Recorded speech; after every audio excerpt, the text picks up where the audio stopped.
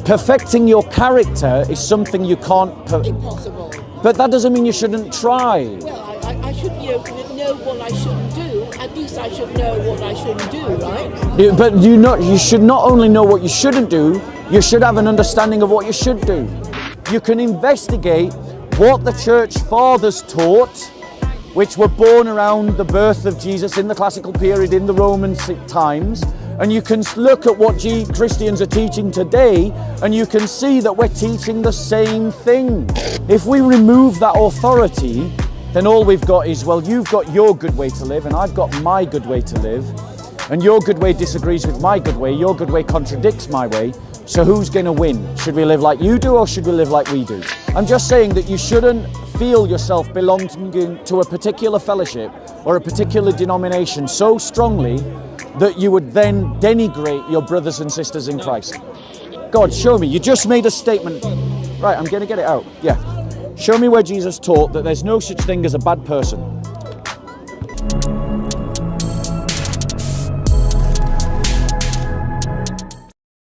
Hello. Hi, how you First time doing? in the car.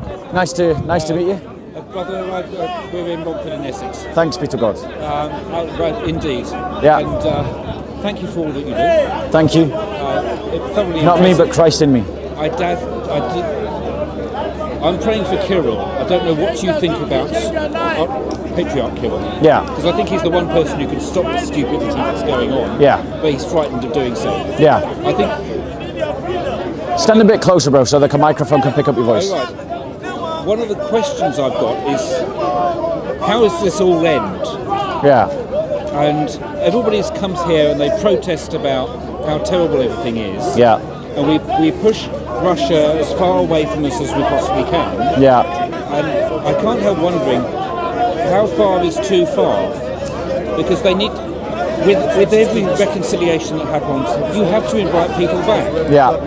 And the difficulty that the Russian Orthodox Church has got is that they seem to love Russia and they seem to love their own church, but they don't love the people. So allow me to address your points, because I think that there's a couple of points that I want to make. Firstly, too many Christians are allowing the British media to influence them in what they think the big agenda is. So when the media tells you that COVID is the agenda, all the Christians are talking about COVID.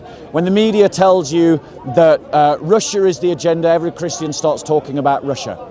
Christians, our agenda starts with the church. It starts with the persecuted church particularly. And that is the agenda that we should be talking about, is how do we help the church be triumphant over all of her enemies? And how do we help the persecuted church? How do we build Christian solidarity amongst one another? Stop going along like sheeple with the media agenda of the world. My second point. Too many Christians have a compromised identity. They link their Christian identity to some kind of nationalism, whether that nationalism be an ethnic nationalism or whether it be a civic nationalism.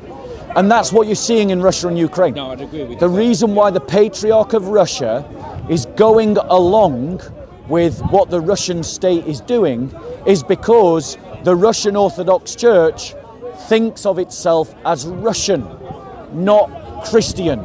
First, let me finish, because there's a number of points. I will let you come back, absolutely. So what we need to do is, if we want Christians not to fight Christians, we have to elevate the Christian identity far above national identities, so that national identities diminish into the past, so that we Christians cannot conceive of picking up a gun and fighting against another Christian. Yes. Now, the other thing you've got to remember is that the Russian Orthodox Church has only recently come out of 100 years of Soviet oppression, and every third bishop in the Russian Orthodox Church is a KGB spy. I mean, the Patriarch could be a KGB for all we know. So what we need to do is argue for a Catholic understanding of the church, that we are one people under God, and that means that our loyalty is to one another as brothers and sisters, not to the nation state. So I was going to join the British Army, and this will where I land, and I'll let you reply. Yeah.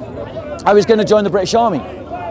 Then the British Army started bombing Serbian Orthodox Christians. Yeah. And I suddenly realised I can't join an army that's going to kill Christians. No. And so I rejected joining the army. Yes. And this is how we've got to think. Okay, what else do you want to say? The odd thing about the Russian problem, particularly to do with the Russian Orthodox problem, it's been going on for a very long length of time, and it's not as though that they haven't addressed this problem before, because in the Council of Constantinople in 1872, they agreed that you cannot tie the church to an ethnicity. To an ethnicity. Yeah.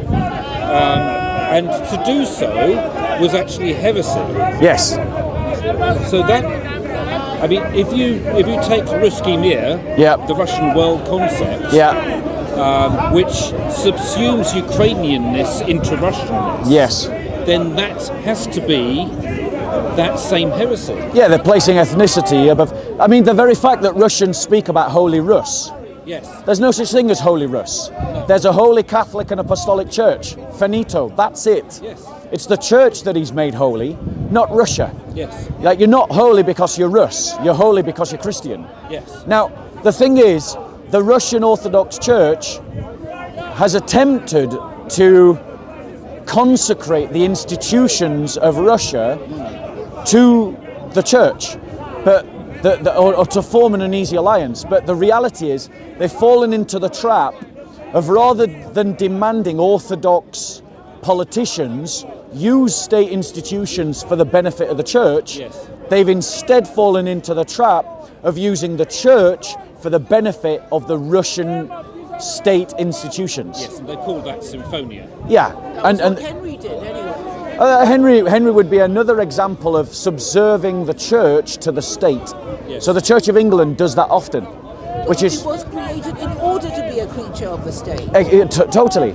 And so that's why, as Christians, we need to change this in our minds, in our hearts, so that we identify as Christians, so that I'm united to you and unite. Catholic again. Catholic. You're going to refight the wars of the Reformation. No, the thing is, when I say Catholic, I'm not talking about Roman Catholic.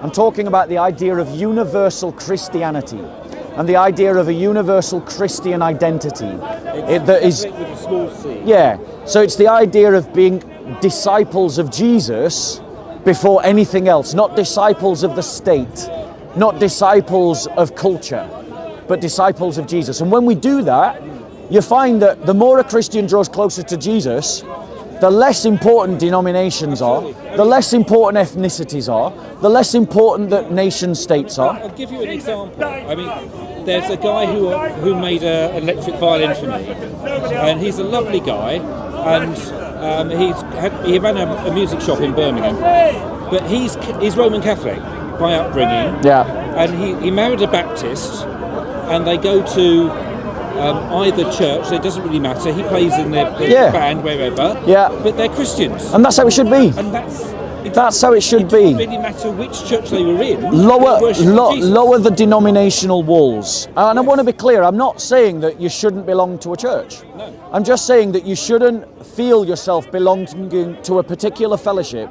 or a particular denomination so strongly that you would then denigrate your brothers and sisters in Christ. I mean, we can recognise Christ in why we prefer a particular structure. Yeah. So I have a particular preference for one denomination, and I was brought up in another denomination, and I can see things that I struggle with about that. Yeah. Which means that I've drifted in one direction. I won't name them because I don't want to be denominationist. Yeah. But it's just where is your focus? Your focus isn't on the people around you before God. Yeah. It's God and the people around you. Fix your eyes on Jesus, the author and perfecter of our faith. And everything else.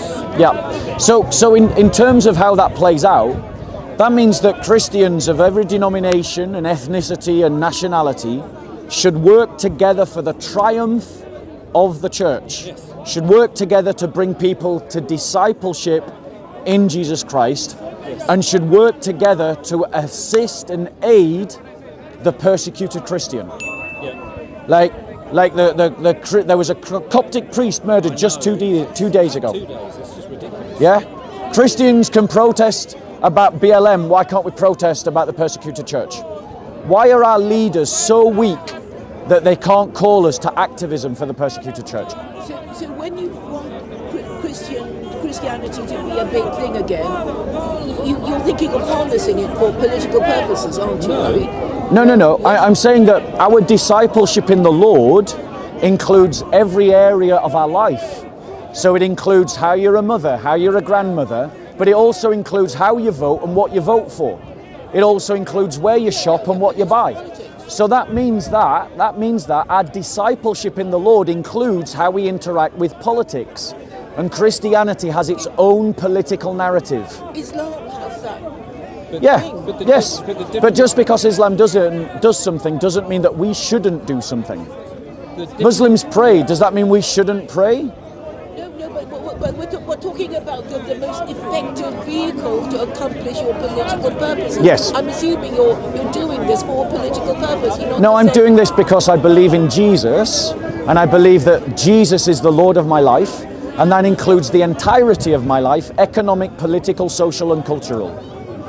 But Islam is more holistic than what you're trying to promote. Sorry. Islam is more holistic. If you want the sort of I'm thing afraid that that's totally wrong, and that shows a lack of education about Christianity. Christianity goes about the same issues but from a different angle.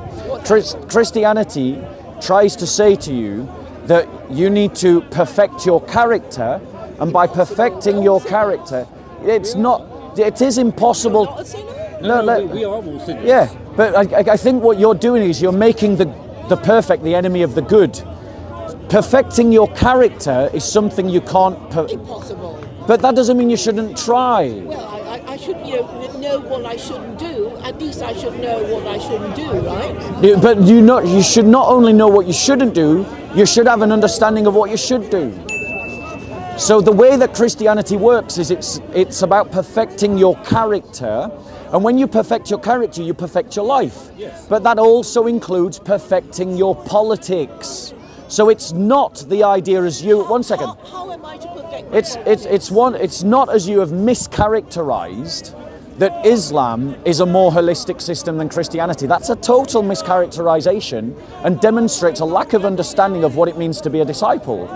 The way that you perfect your character is to perfect the practice of virtue in your life.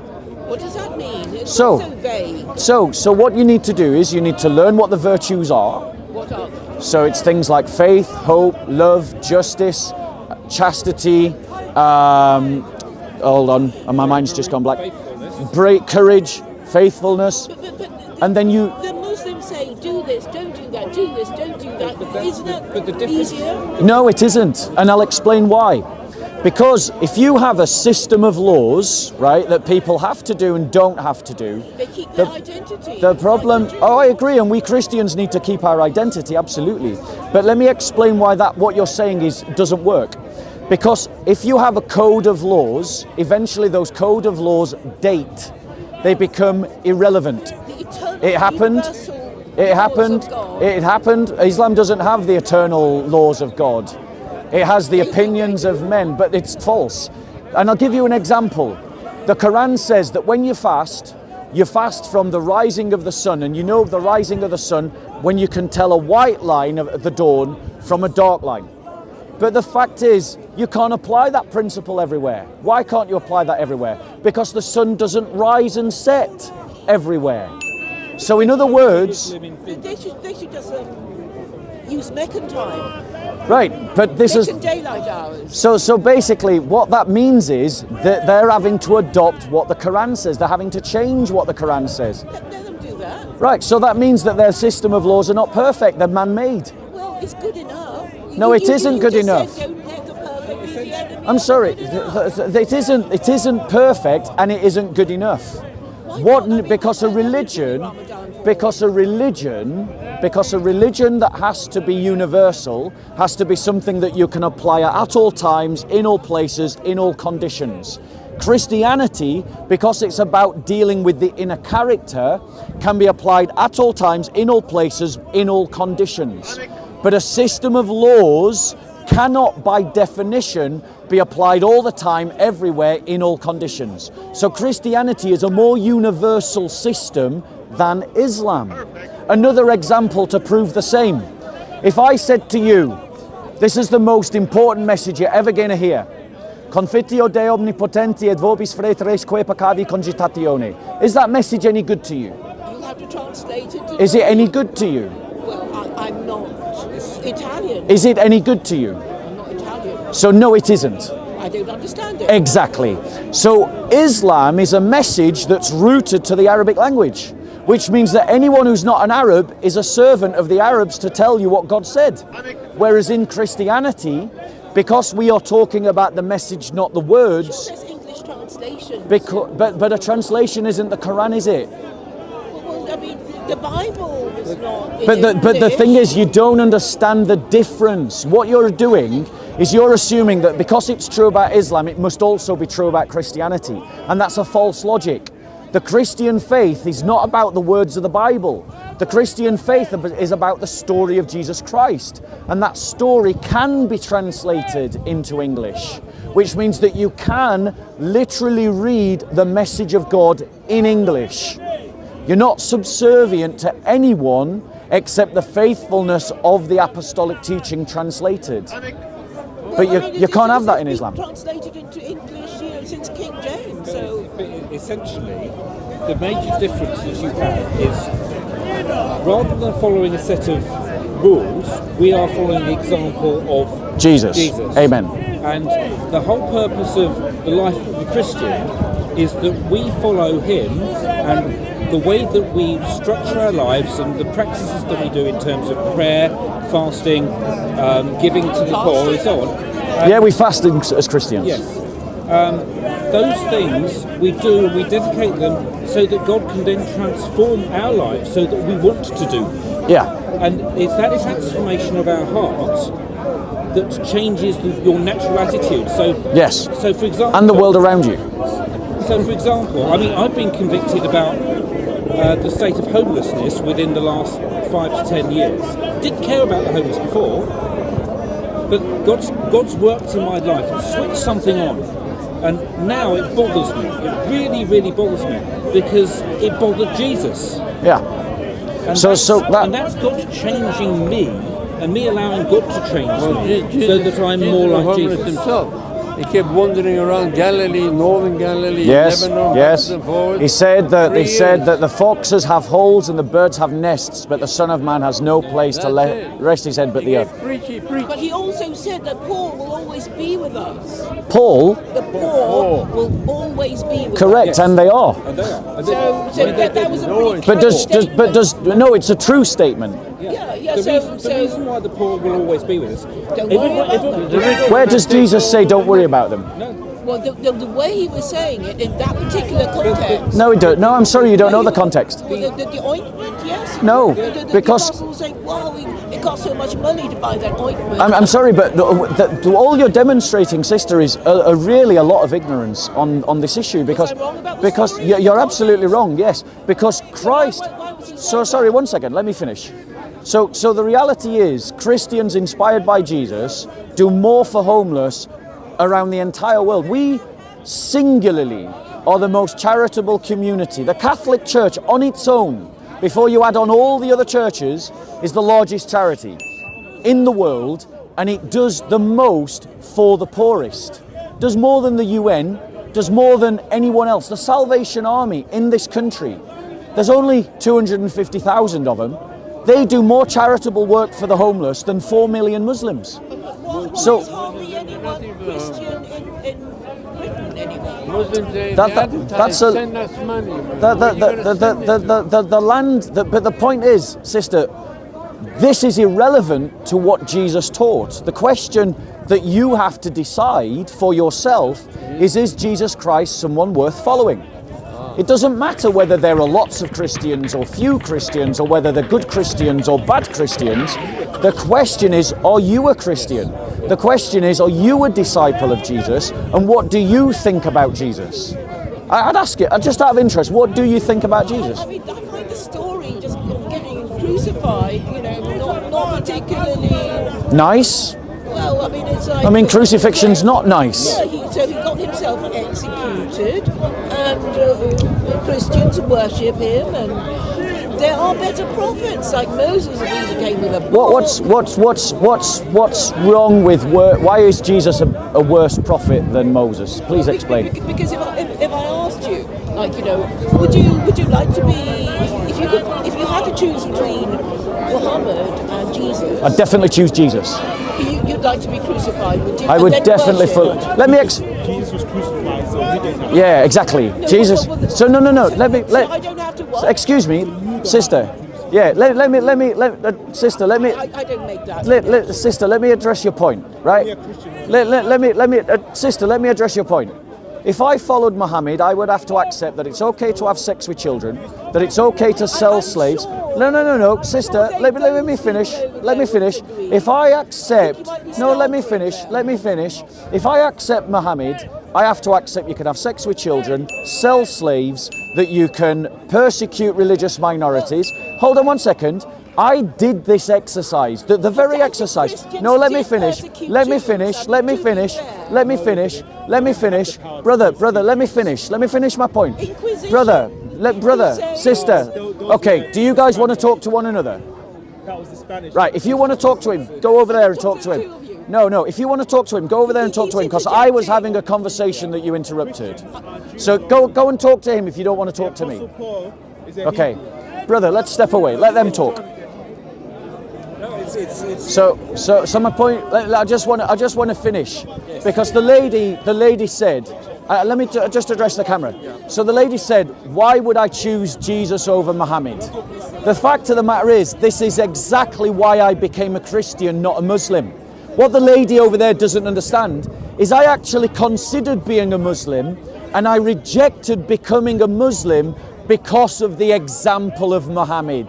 Because I read in the Islamic sources about him raping people, about him torturing people, about him selling people as slaves, about him having sex with children, about him not caring about the deaths of women and children in war, about him mass murdering people. But then I looked at the example of Jesus, and I saw in the example of Jesus a concrete example I could build my life on. A life of love and faith and hope, a life of chastity, courage, justice, a life of wisdom, a life of faithfulness. And I looked at that example, and I could see that whether I act as an individual or whether I act as a corporate body, we can build a better kind of society by following Jesus than by following Muhammad. And the reality is that when you compare, as I did, and that's the truth that people don't like, I did make this comparison. Jesus stands out as a gleaming example to humanity that no one is better than. But most people that I meet are better than Muhammad, because they didn't trade in slaves. They didn't permit their followers to rape captives. They didn't have sex with children. Now, when you look at Jesus and you ask people what they believe about Jesus, they say Jesus is a great man. Jesus is a great teacher. King of Kings. Well, if you believe that, follow him. If you believe that Jesus is a great teacher, why not incorporate his teachings into your life? Why just give him the title, great teacher? Why not actually become his student if you think he's a great teacher? Is my logic flawed? If you recognize a great teacher, is there anything wrong in following that great teacher? So follow Jesus Christ as your teacher and take seriously what he says. Take seriously what he says about who he is. Take seriously about what he says you are. Take seriously about what he says you should do and how you should live your life. Are there any questions, ladies and gentlemen? Sorry? That's a great question. So Jesus gave a sermon on a mount. It's the famous sermon called the Sermon on the Mount. And Jesus said,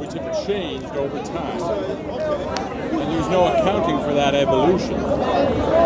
So What you're saying is, based on your faith, what you believe is this. And that's fine. it's all right. Don't feed him energy, bro. Based on your faith, what you're talking about now is based on your faith and your belief that to be the case. It doesn't necessarily mean it was Jesus' teaching. Can I reply to that? Okay. No, bro, please be polite to the brother. Sorry about that. So how can I know that it's Jesus' teaching? Because if you look over 2,000 years of Christian history, you can see the threads of Jesus' teaching consistently repeated down through 2,000 years, documented. So this is actually something you can do yourself. You can investigate this. And you can see that Christians have maintained the same values that the early church was preaching in the classical period, just 100 years after Jesus. You can investigate what the church fathers taught, which were born around the birth of Jesus in the classical period in the Roman times, and you can look at what Christians are teaching today, and you can see that we're teaching the same things. Now, there are obviously ignorant Christians, there's no doubt about that.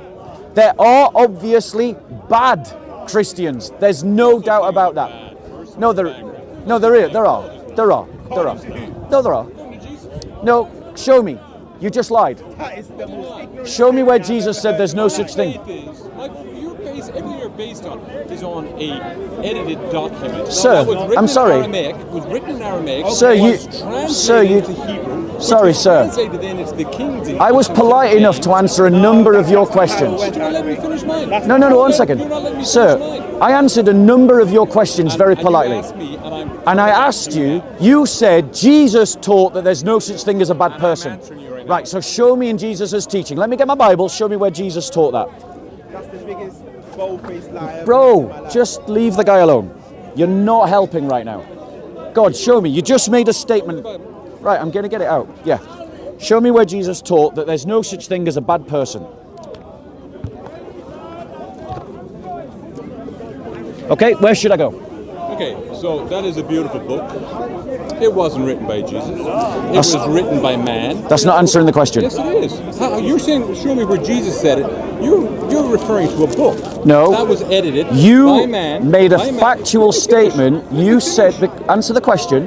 My faith is such that Jesus said there is no such thing as a bad man. Based on what, We're sir? all children of God. Based on what? We're all children of God. Based on what? Based on the fact that if we're all children of God, God can't produce a bad thing. Right. So, just if you want to help me, bro, find the passage where Jesus said that no one is good but God.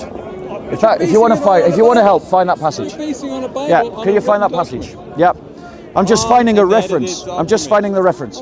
So, I could pick up a book 1 second. and say, oh, look at this. It was Can we have a written by conversation? John Grisham. Shall we have a Oh, look what conversation? John Grisham wrote here. Shall we have a conversation? No, we're not having a conversation. Oh, we're not You're having a bullying. conversation. You're Okay, bullying. so ladies and gentlemen, he's just said he doesn't want to have a conversation, so now I will speak to you. The brother just said, ignorantly, he just said, Jesus never taught that there are such things as a bad people. That's what he said. And I asked him to verify his claims by showing some kind of evidence. Okay, find me that passage, please. Mark 10:8. No, Mark 10, verse 18. Listen to Jesus' words. In Mark, we'll read from verse 17. As he was setting out on a journey, a man ran up to him and knelt before him and asked him, "Good teacher, what shall I do to inherit eternal life?"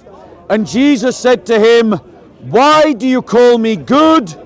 No one is good except God alone." Once I've got it, it's fine. I've got it now, bro. So Jesus literally said that no one is good except God alone, which means that the brother literally contradicts Jesus. And this is the point. If you have an opinion about Jesus Christ, just because you think it doesn't make it a fact. Just because you feel it doesn't make it true. You have to marry up what you think and feel about Jesus to the evidence about Jesus. So if you have an opinion about Jesus Christ, you have to measure that against the evidence about Jesus Christ's life. It is not sufficient for you simply to say, I think, I feel, I believe. Where is your evidence about what you think, what you feel, what you believe about Jesus? Christians base their beliefs, their thoughts about Jesus Christ on the only evidence available. That evidence is found in the New Testament.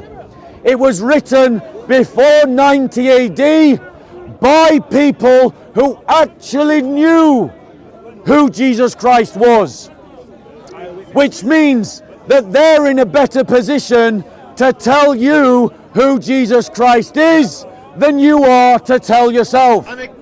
So base your opinion and measure your beliefs against the evidence. Whether you accept it or not is a different question to what the evidence is and how you should handle the evidence. Be an intelligent investigator. Don't be someone who's filled up with pride and their own subjective opinions. That's not an unfair request, is it? Nope. That's a pretty fair request. Measure your opinions and beliefs against the evidence. And the only evidence that we have about Jesus Christ is found in the New Testament. Any questions? Any questions going once? Any questions going twice? Any questions going 3 times? So was Jesus good? The question is, was Jesus good? Bro, let me please. So, the question was Jesus good? And the answer to that was answered by Jesus himself when he said, I am the good shepherd.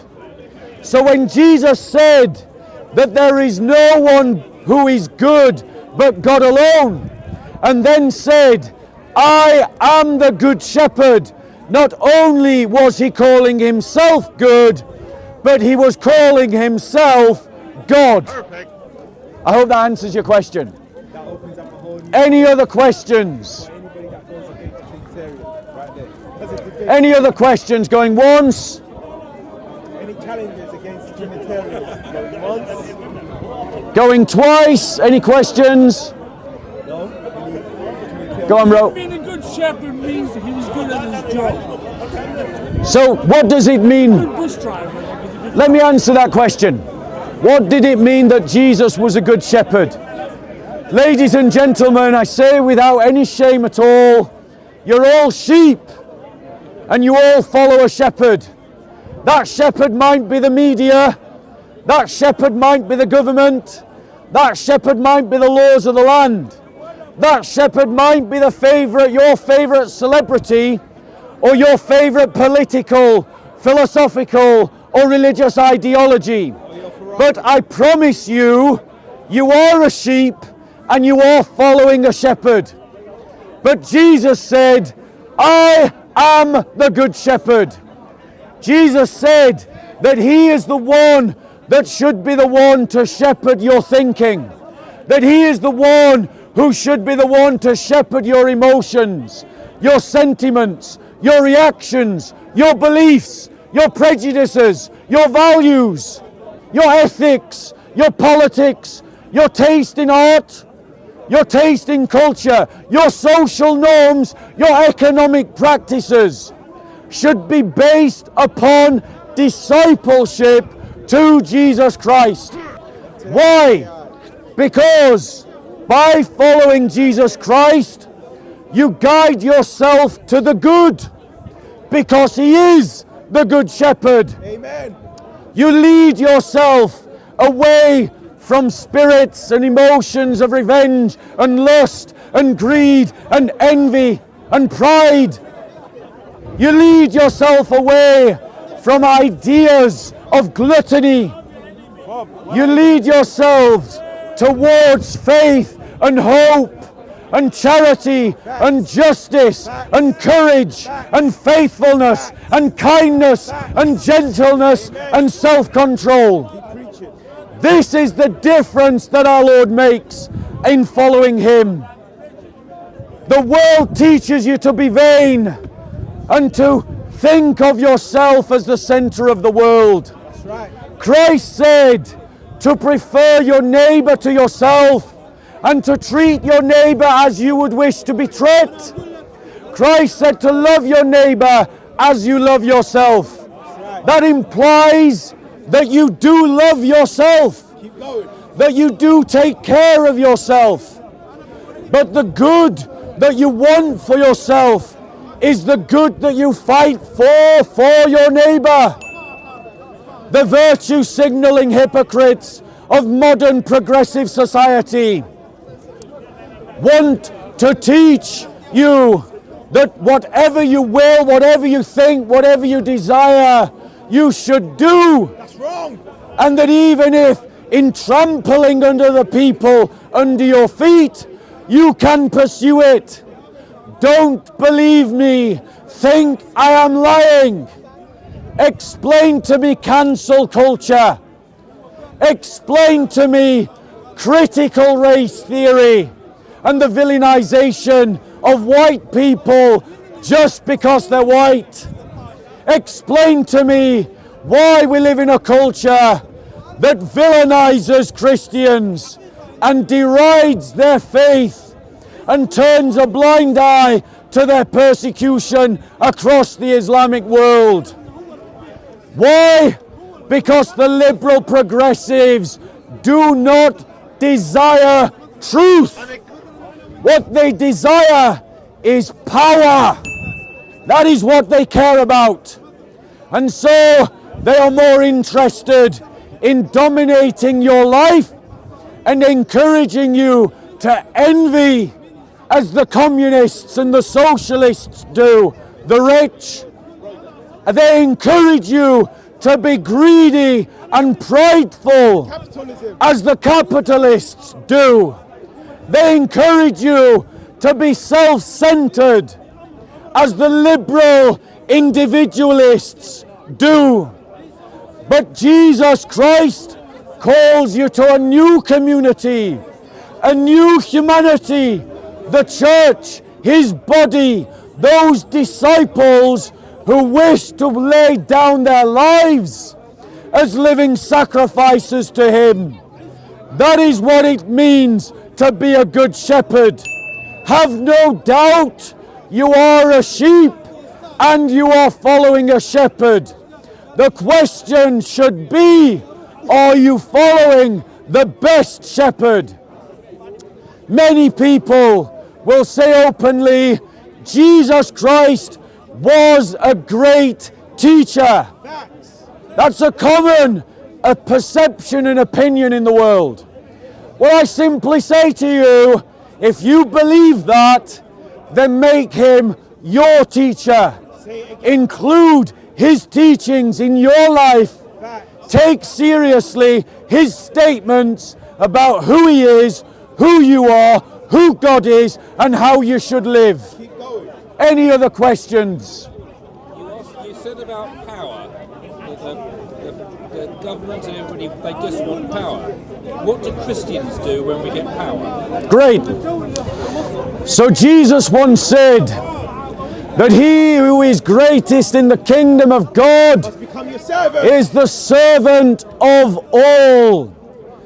The Christian concept of the use of power is for the good of the whole. Brother, please. It is for the good of the whole. This is why Christians have a concept of the common good. Brothers, can one of you get me a drink of water?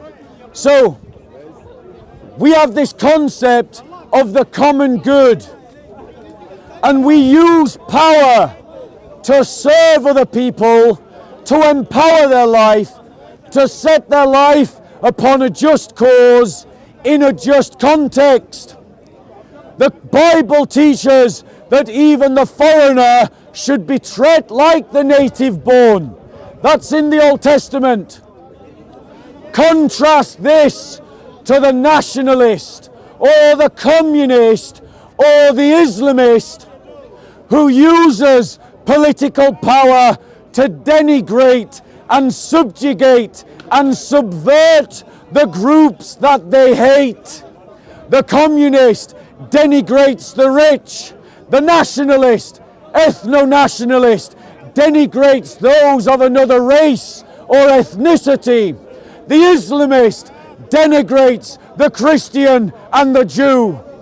But the Christian faith teaches that power should be used to empower the dignity in your own life, so that you can live a dignified life. When our politicians enter into public service to use power for themselves or their own ideology, they use the human person as a means to an end. But the Christian faith says that power should be used with the human person as the end in themselves. That the dignity that you have because you are made in the image of God should influence our use of politics and economics to dignify your life and to allow you to live a life in dignity and freedom. That contrasts to the Islamists who would denigrate the Christian to be second-class citizens known as dhimmis. Any other question?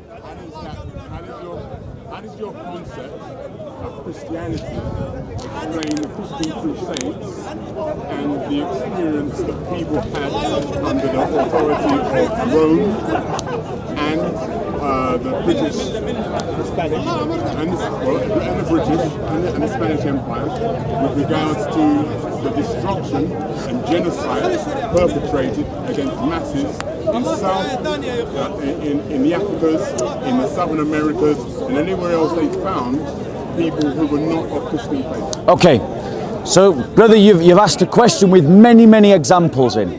Okay, so allow me to address them all. So the first thing that we have to recognize, ladies and gentlemen, is I am not inviting you to judge the Christian faith based upon the idea of good Christians or bad Christians.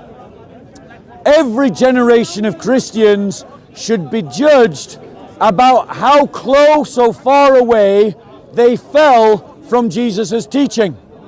And it is common parlance in public discourse that when a Christian talks as I am, that other people point to a list of examples of Christians in the past. The slave trade, the Spanish Inquisition, the Crusades, the British Empire. Now, the first thing that we need to recognize is that these examples are separated by hundreds of years. The Crusades happened over 1,000 years ago. The British Empire over 100 years ago. They're not the same thing. The British Empire is more properly born of Enlightenment philosophy rather than Christian faith. So I'll leave it to the Enlightenment philosophers to defend the British Empire. I do not defend the British Empire. But let's look at the Crusades. The Crusades were a completely justified reaction to the violent jihad of 7 centuries of Islamic aggression. We Christians have absolutely nothing to apologize for the Crusades. They were a response to the vile, ignorant, oppressive, determined attempt by the Islamic community to conquer Christian lands. No, ladies and gentlemen, let me finish.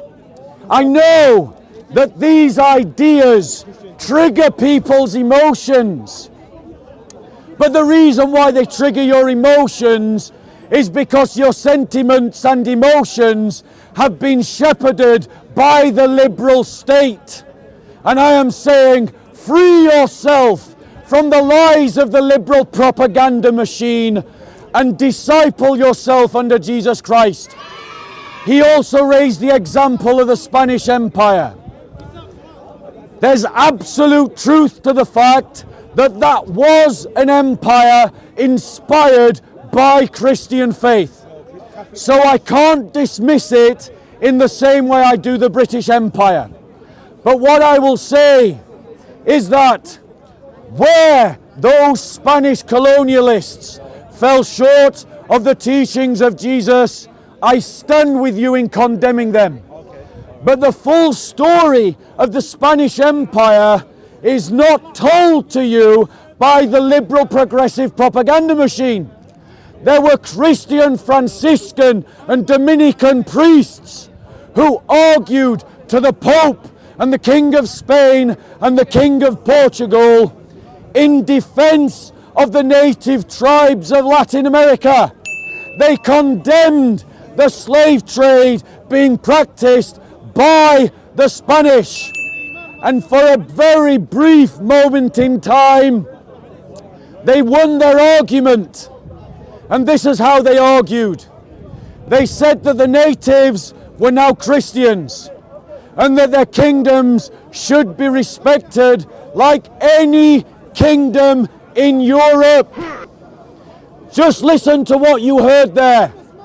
That is the first example of universal rights, that the natives of America should be respected like the natives of Europe.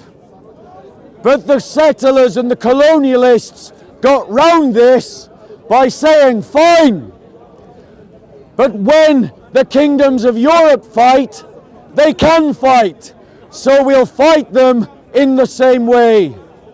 And there were many abuses that went along with that.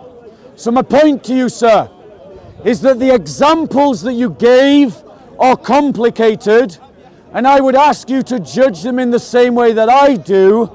How close or far away do they fall from Jesus' teaching?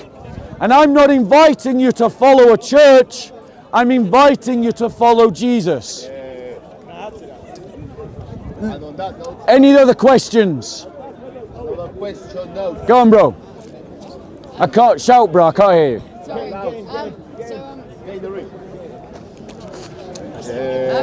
Sorry. I mean, I appreciate following Jesus' teachings, but does that necessarily, what's written in the Bible is like a moral guide to live your life by? I respect that definitely, but does that mean you have to believe in all the? Well, I mean, I would call it mysticism, honestly, that's in the Bible. Or physics-defying miracles. Does that mean you have to believe those actually happened? Okay. Or can you follow Christian teachings without believing in a God? Right. So let's just change the battery for the camera. Action. So in answer to your question, can we believe that Christianity's got a moral guide? That's fine, but can we follow that teaching without believing in the mysticism? Is that fair? I haven't lost your question. So. There's 3 points that I'd like to make to that. Firstly, number one, there's no contradiction between the idea of having metaphysical beliefs and a good understanding of science. Because if you believe that there's such a thing as good and bad, well, those are obviously metaphysical beliefs. You can't show me some physical example of good and you can't show me a physical example of bad. That's a metaphysical belief. So you can have a metaphysical belief without discarding science. The second point that I would say is that the moral teachings of Christianity don't make sense without the belief in God. Because if we say that there is a God and God has called us to live a certain way, that underpins the idea that that way is the way that we should live. If we remove that authority, then all we've got is, well, you've got your good way to live and I've got my good way to live, and your good way disagrees with my good way, your good way contradicts my way, so who's going to win? Should we live like you do or should we live like we do? And that boils down to who's got the bigger gun, okay? Now, if you have a higher authority than me and you, then we can both appeal to that authority, okay? The final point I would make is that the question is, what is truth? You see, if there really is a God and God has really spoken, then it's incumbent upon us to really follow what he says. So I don't think that you can have the moral teaching without the beliefs that come with it, because it's the beliefs that make the moral teaching make sense. Does that answer your question? Yeah, you haven't really convinced me, but you know, I understand where you're coming from. Yeah. Bro, before you go, have you got a Bible? I've got the New Testament at home, so I haven't got the Old one. I would encourage you to read it, and if you've got any questions, come back another week and come and talk to me. It was nice to speak to you. Okay, take care.